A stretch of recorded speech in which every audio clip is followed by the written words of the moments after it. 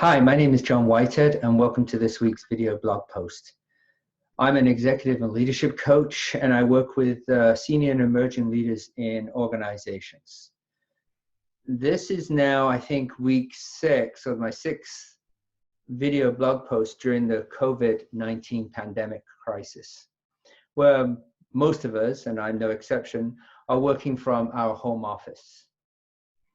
As I'm talking to leaders on a weekly basis, I'm starting my coaching sessions with them by asking, so how are you doing?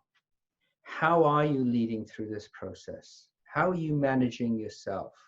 So, it's important, yes, we're leaders, we're managing others, but first of all, it's about managing ourselves. And one of the questions I'm asking is, what are you doing for your own self-care? How are you taking care of yourself? Are you making sure that you are getting exercise? Do you have a routine that you're using?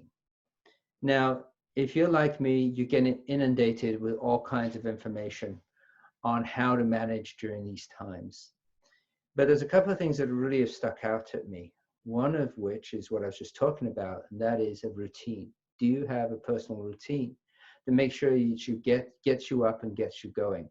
Especially if you're having to work at home, where your daily commute has become a flight of stairs or walk down a hallway. Are you getting out of the house? Are you getting out of your residence to go for a walk at some point? For example, my wife and I, we're getting up in the morning and we're going for a walk at 6:30 and 7 o'clock in the morning for about an hour. It gets us going, gets the day started. It starts a routine for us. So what are you doing to take care of yourself? Are you putting yourself some time in your own schedule? Are you blocking out an hour or two a week just for yourself? Maybe it's to do some reflective time. Maybe it's to read something, to catch up on something you've been wanting to read for a while. Maybe it's a video you've been wanting to watch for a while, but putting aside that time. Don't feel guilty about it.